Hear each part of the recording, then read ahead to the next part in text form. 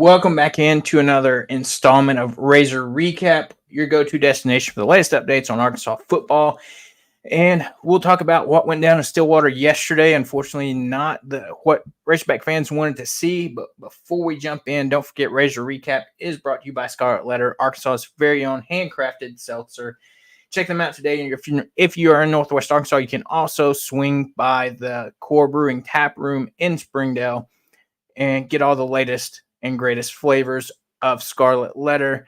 Don't forget to check out their new triple berry vodka soda that they have. We got some yesterday. You can go check them out. They have 4-packs at Core Brewing that you can get in various other locations. But, we'll just jump right into it. Arkansas loses a double overtime game yesterday in Stillwater, 39-31. Just initial thoughts on the loss there that, we both said, and I think a lot of people can agree that game shouldn't have been in double overtime to begin with. But, it's where we ended up, and, that's how the cookie crumbled, if you will. Yeah, that's kind of how I feel about it, too. Obviously, the first half was one-sided. I thought we were dominating. We came out with a really good game plan. We executed on pretty much all sides of the ball. Even the one punt in the first half I think we had was a phenomenal punt. Pinned them within the 2-yard line. Everything was going fairly well in the first half. Defensively, I thought we were doing a decent job making Alan Bowman, throw the ball. Ollie Gordon overall didn't really have that great of a game. He had a better second half than he did in the first half, but he still only finished with like 50 total yards, rushing at least. So, some of the keys that we had said for us to win, we were able to execute on those, but it really boiled down to some mistakes on our end that cost us this game. Because I do think we were prepared. We had the right game plan. We capitalized on the things we needed to. And executed on the things we needed to. The offensive line play was phenomenal compared to, last year, for example. And then obviously, the defense played, I thought, very well. And so the things that cost us this game, we'll dive more into it here in a minute, it was us shooting our own feet and not necessarily Oklahoma State beating us or being that much better than us or anything like that. So just my quick takeaway is just if you look at it from a high-level view from the eye test, if you will, we can compete with these teams that are in the top 25, especially, like Oklahoma State, who may be a little bit overrated, honestly. I thought we played well and can compete with those caliber of opponents.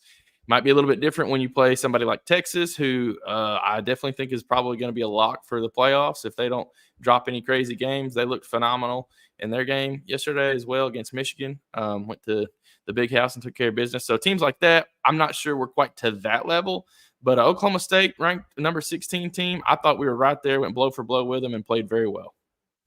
Yeah. And it's like you said, like we talked about earlier in the week and, previewing this game, is we did everything that we talked about. We slowed down Ollie Gordon. We're forcing Alan Bowman to beat us with the ball, like throwing the ball.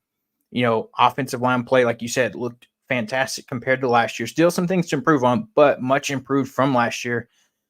The thing is, and you highlighted even that turnover battle. That's really, I think, what this game boils down to. If you take away, especially one of the early turnovers that, gave up 7 points, this is a totally different ball game. Maybe you don't have some momentum shift a little bit before halftime, things like that. But I think the big concern you look at is I felt like after halftime, this team came out very flat, whereas Oklahoma State came out very fired up, ready to go for that second half. And it just seemed like we were a different team. And, that's I think, frustrating part. You can see the potential that's there for the first half. But, it seems like it's a constant thing no matter what, that this Arkansas team has trouble finishing one-score games. And I saw an interesting stat that said somebody said that we've had issues closing one-score games since the Texas A&M game in 2022. If you go back and look at it all, like how many games last year we have that we lost by one score? Several. And, there's a lot of things there that, I don't know, I think realistically that, we could have came in this game and, taken care of business if it wasn't for some of those turnover things. Because if you look at it, and we'll just dive in here, the first turnover that we had happen, Taylor Green gets picked off, but I don't think that pick wasn't necessarily his fault because the line got beat a little bit. He got hit as he was throwing the ball. So if he had time, you know, and that you wipe out 7 points off the board right there.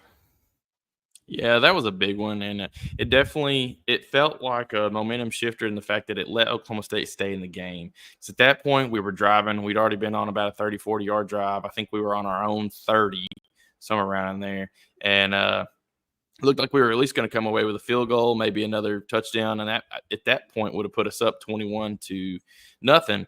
And he gets hit in the backfield as he's releasing the ball. I mean, the line gave him a little bit of time, but they did get a little bit burnt around the left side edge, and it just so happened as he was releasing the ball, he got hit from the backside, and it altered the trajectory and just landed right in I think it was a linebacker's hands, and he took it to the house the opposite way. Nobody could catch up to him, but if that doesn't happen and even if you don't score there, that was basically in my mind about a 10 to 14 point swing.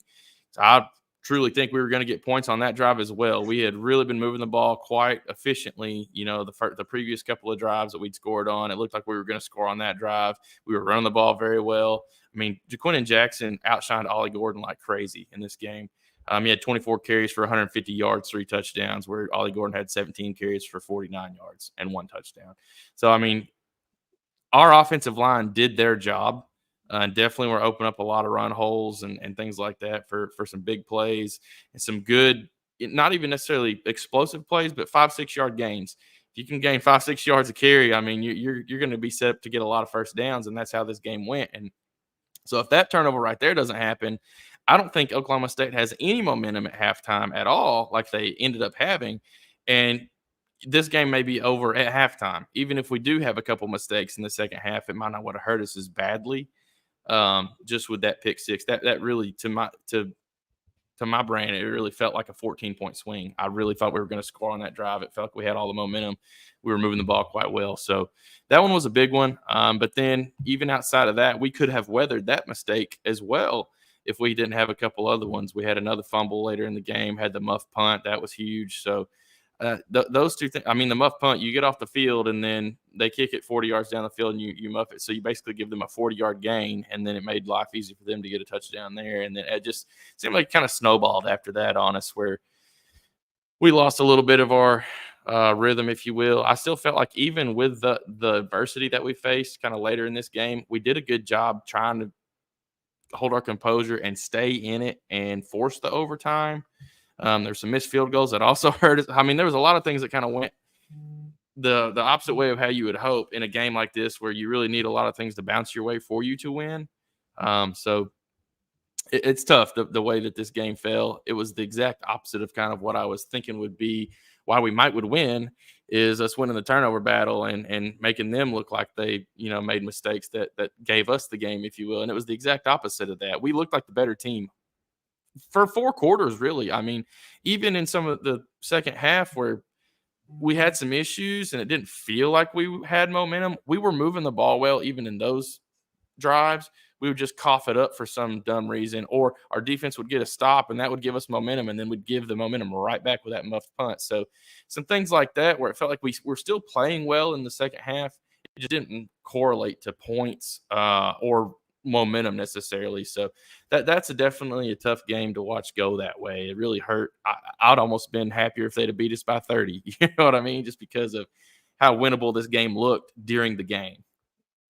I was about to say, and it's one of those things too, where it's like you said, Arkansas, and if you look at it as a whole, played a great game. You eliminate those things that were mistakes that, weren't necessarily coaching errors. The coaches weren't on the field whenever, Talon had the bad toss that, Jaquindon dropped that, caused a turnover. You look at that muff punt. It wasn't one of the coaches that ran into their own players that caused them to drop it. That's some special teams issue, but it's guys not paying attention to where they're at and little mistakes that, hopefully get better as the season goes. If you saw any of the player press conference, Taylor took up for some of those issues that happened as far as offensively with him on the field.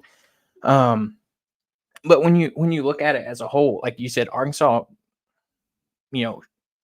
did everything they could to lose the game. It's like our friends over at Woods, Water, and Mizzou podcast said he's seen his Tigers find ways to lose, but yesterday was hard to watch. We did everything we could to lose that game, and I mean that's true.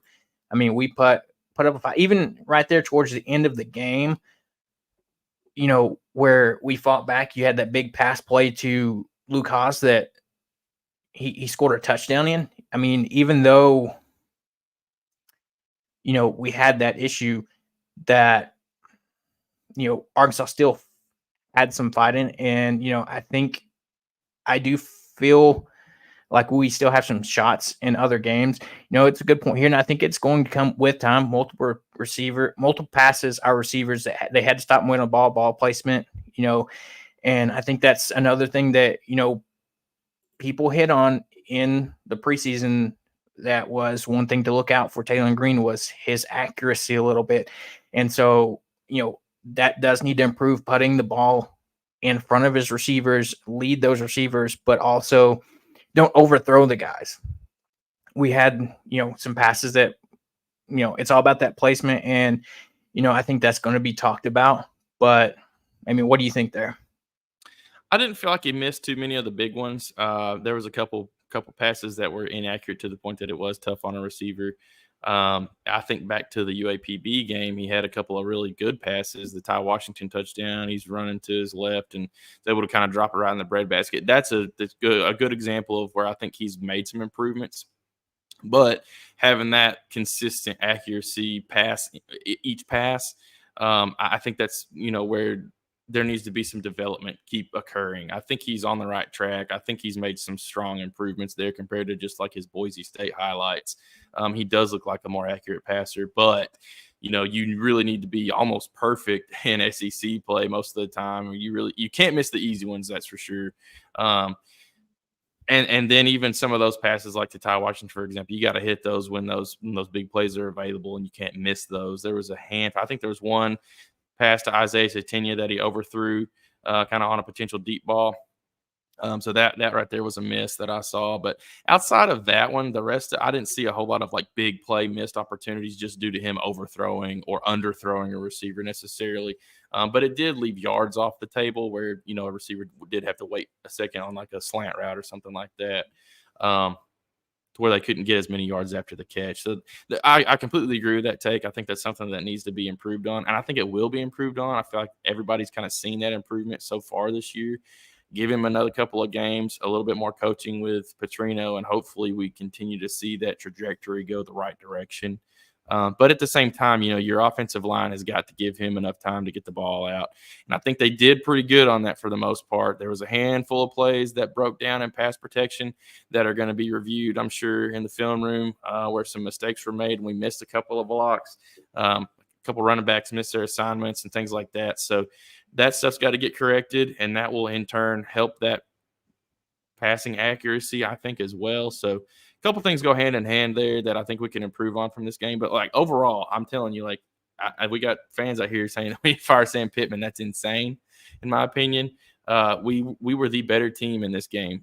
We had talked about it a little bit in our preview show on Thursday night with CAG, I believe, and everybody was talking about we are the more talented team if you look at just like recruiting rankings and things of that nature. I thought that showed through in this game. And I think our coaching was just fine. People try to blame coaching for some of these errors. And there's some truth to that in the fact that maybe we weren't as coached up well enough to understand, our positioning on special teams, punt returns, things like that. That's maybe where there could be some coaching fault, if you will, but it does a lot of the times boil down to the players executing on the field how they're supposed to. So I've got mixed feelings on it, that's for sure.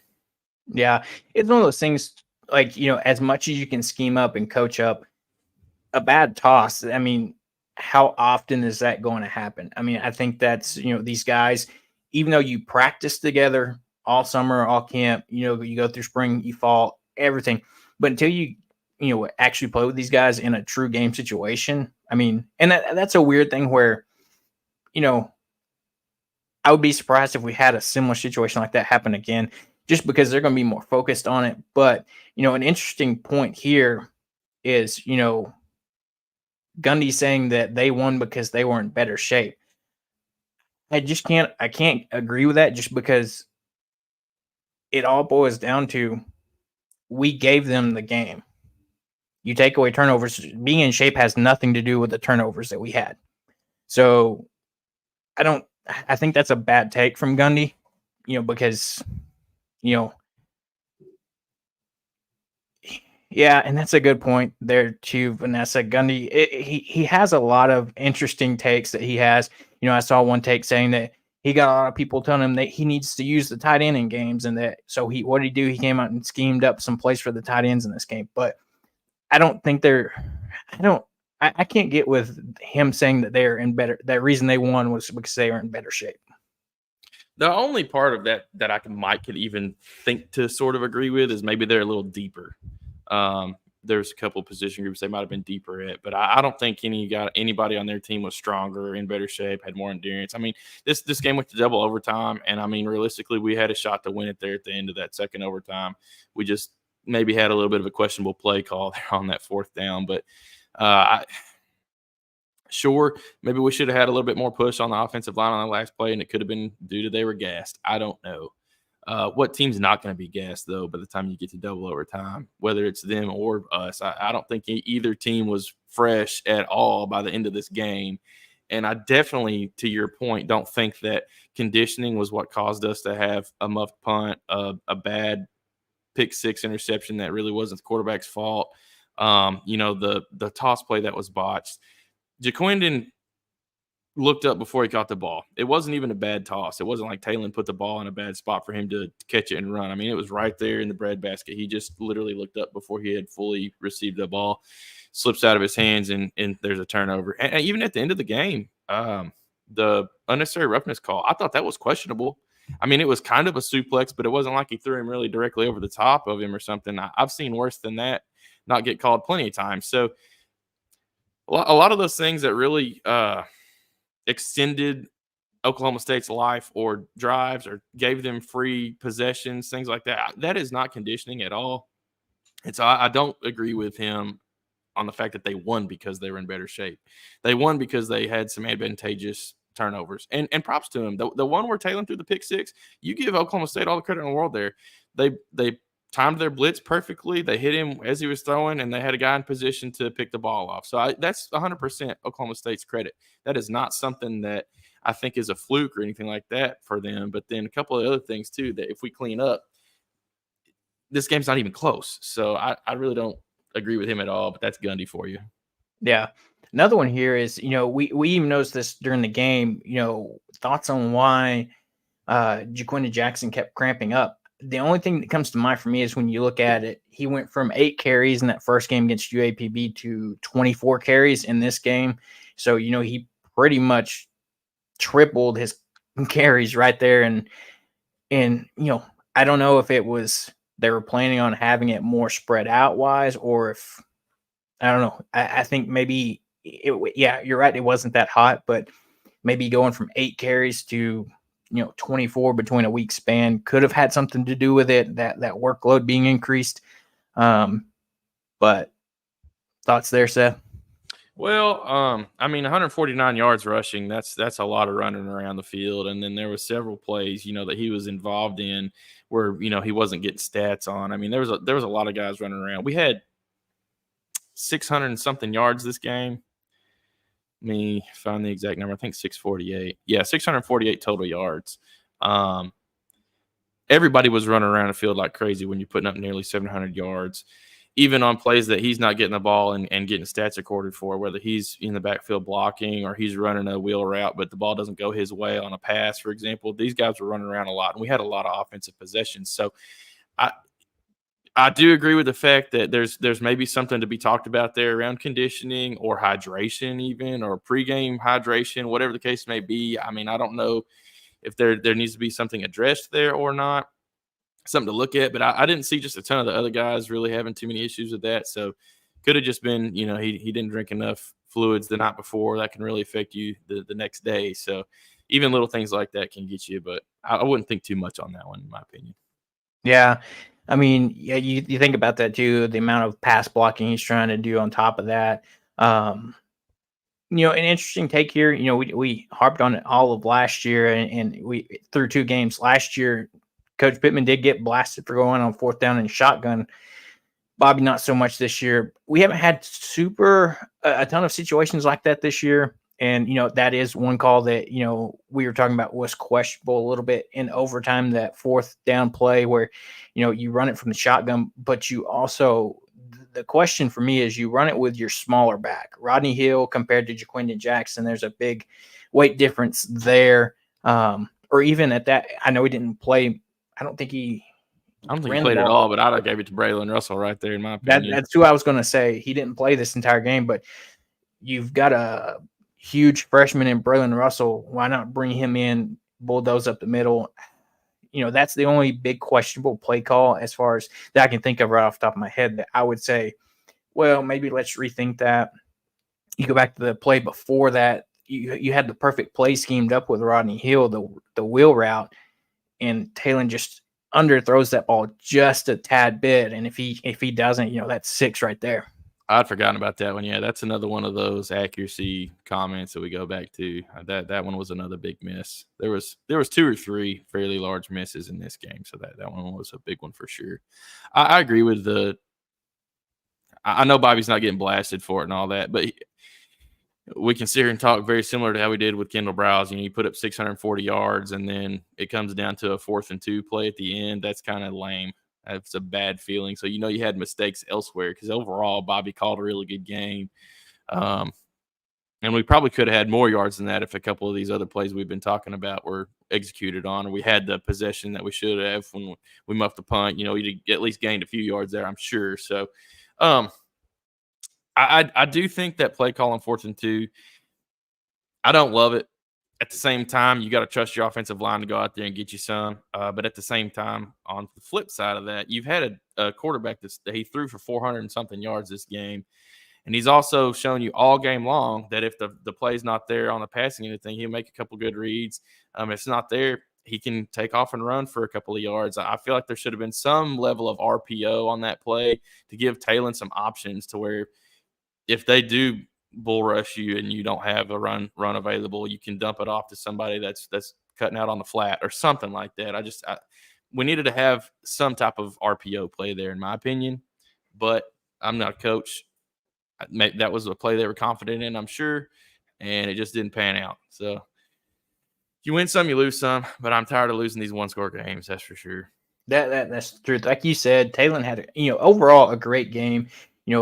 26 of 45 for 416 yards, 1 touchdown, 1 interception. He also added, 61 yards on the ground as well. Jackson comes out 24 carries, 149. You had Rodney Hill 4 carries for 19 yards. And then, I think he had a quietly good game that, it took me a minute to notice it was in the game was Andrew Armstrong. We didn't see him week 1 against UAPB because he's being held out to, a little bit of a turf toe issue that he's still recovering from. Comes in this game, 10 catches, 164 yards. I mean, and then another target that seems to be becoming one of Talon's favorite is Tyrone Broden, 4 catches, 66 yards. So, and then, Luke Haas not used as much as I thought we would have him in this game, 2 catches for 46 yards and that big touchdown pass near the end of the game, which shows his explosiveness that he has. You had Tesla have that huge 32-yard catch. So I think it's hard for me to still, like we talked about yesterday and, all day, it's hard to wrap my head around this game being a loss just because of how good we looked. Then you throw in those mistakes and you're like, it makes sense. But I think going forward, some of these games that I thought might be more question marks for us, I feel a little bit better about. You think about Auburn.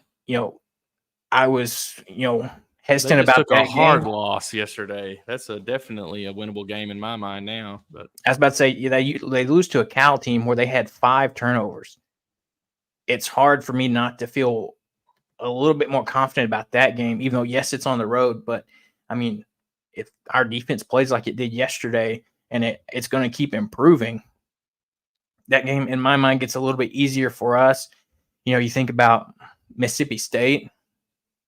Even Texas A&M, they bounced back yesterday with a win, but they look very much exposed in their game against Notre Dame, and which Notre Dame ended up losing yesterday as well. So things like that, I feel comfortable about some of these more questionable games going forward now. Even though yes, this is a loss, but I said it, and I think Seth can agree with it that we talked about all off season. This is a big game for us, and I think it could determine a lot of the season going forward.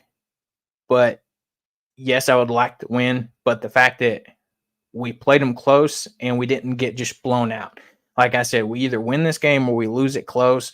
But as long as you don't get blown out, I'll take it in a win in a sense. Yes, it still sucks to have that, one score loss like we saw last year, years before, where we put up a ton of offense, but still can't get it done right towards the end of the game.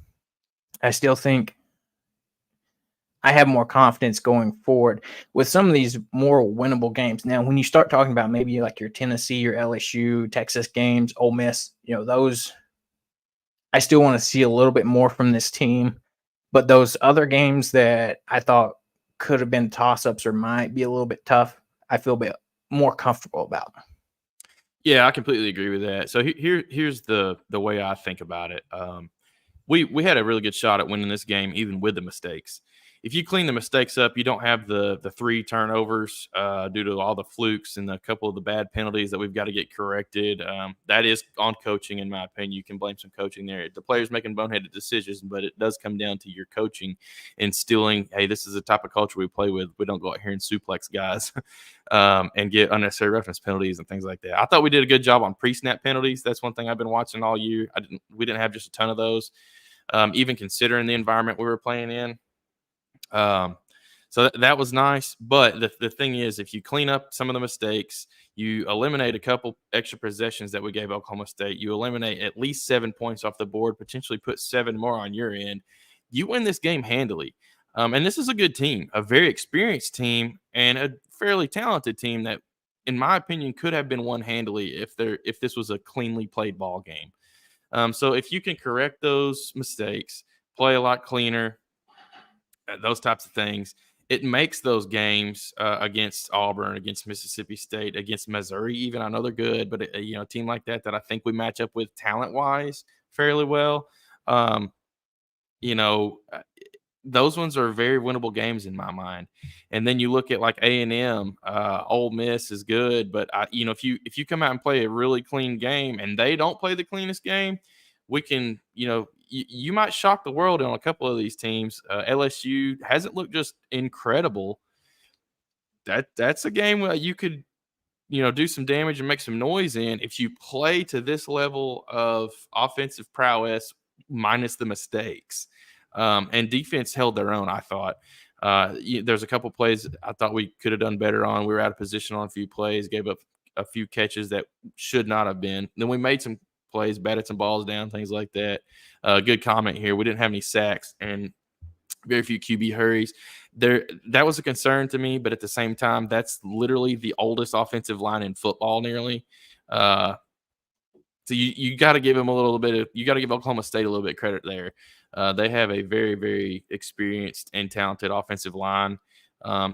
Whereas we didn't get a lot of QB hurries, I think the game plan was to stop Ollie Gordon, not to sack Alan Bowman. And so I think that's kind of where we were leaning every play. It was stop the run first, and then if it's a pass play, get there if you can. And I have full confidence that if they hadn't had Ollie Gordon and that wasn't priority number 1 to slow down, I think you would have seen a few more free blitzers and things like that. I think it was just scheming, honestly, was a lot of the reasons we didn't have a whole lot of QB pressures and sacks. Granted, when you've got Landon Jackson, guys like Cam Ball had a really good game, but guys like Landon Jackson, you'd expect to see at least 1 or 2 QB hurries, potentially a sack in this game, even with our focus being more on stopping the run. But I do think they had a big attribute for it.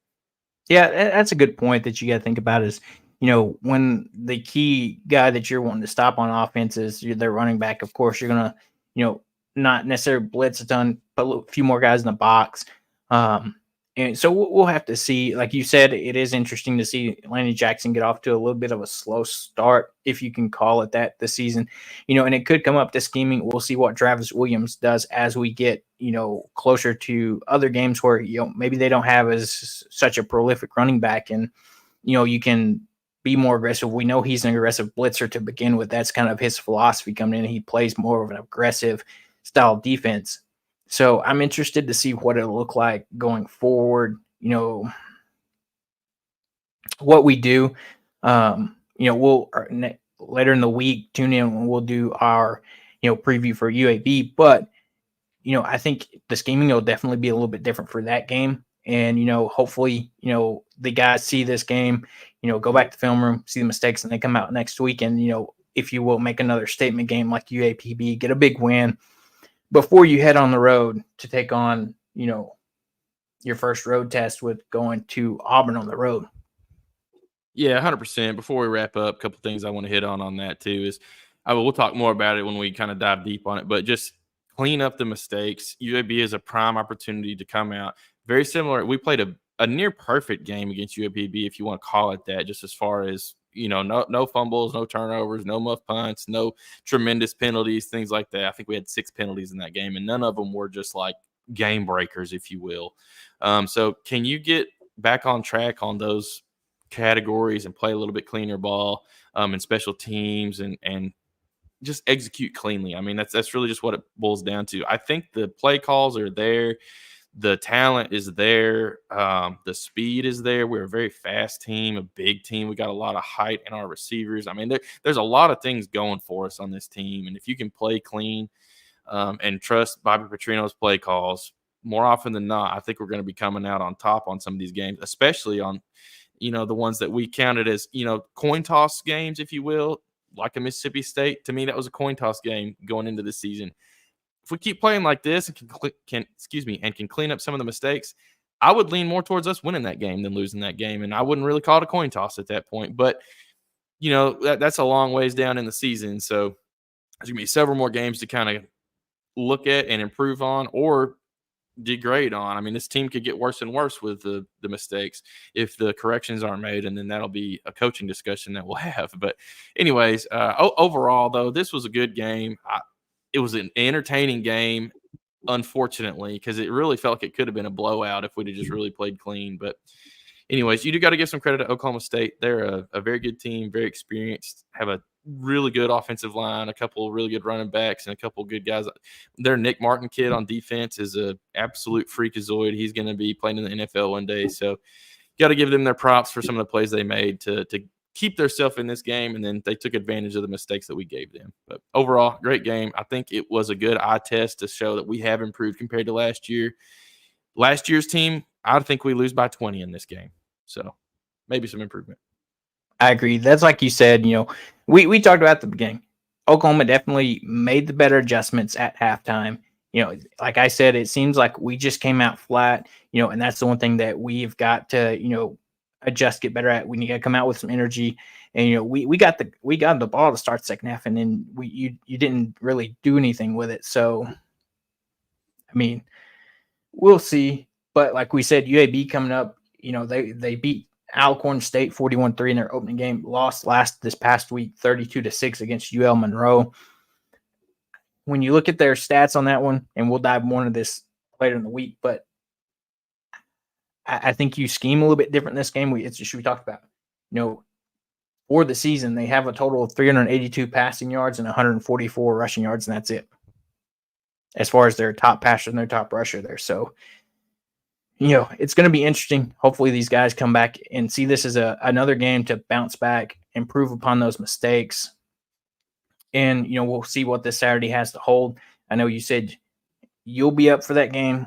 I'll be there, of course. So, we'll be in Fayetteville at the game, getting some good inside looks at that. But, until then, if there's nothing else you got for us, Seth, we'll get ready to get out of here.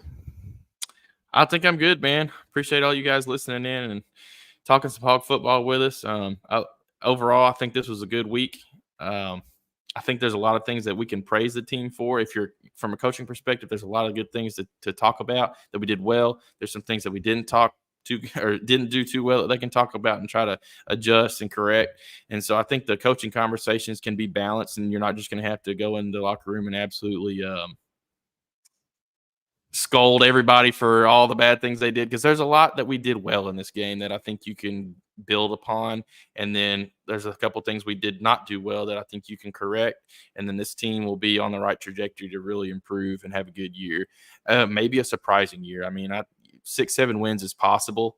I still am kind of thinking that 5-7 mark is probably where we're going to land, but I don't know, man. I'm drinking the Kool-Aid at least a little. That first little sip of Kool-Aid tasted pretty good. I was about to say, yeah, 100% agree with that. Thank you guys for, like Seth said, joining in. Appreciate the love. Hit the like and subscribe button. We'll be back on Wednesday afternoon to, talk any other Arkansas sports updates we have for you guys, as well as start breaking down this UAB game, as it is Arkansas's first home game of the season, which is weird to say, 3 being your third game in, with Little Rock being week 1, technically, quotes, air quotes here, home game, and then you go on the road. But it'll be the last home game we have for a few games after that. So, if you can get out there and get to the game, and I think it'll be another good one. Hopefully, Arkansas, like we say, comes out and takes care of business, feels fueled and motivated by this loss, that cleans up those mistakes, comes out and has another great game. So that we'll get out of here, and we'll see you guys on Wednesday as we, are back at you with our UAB preview show.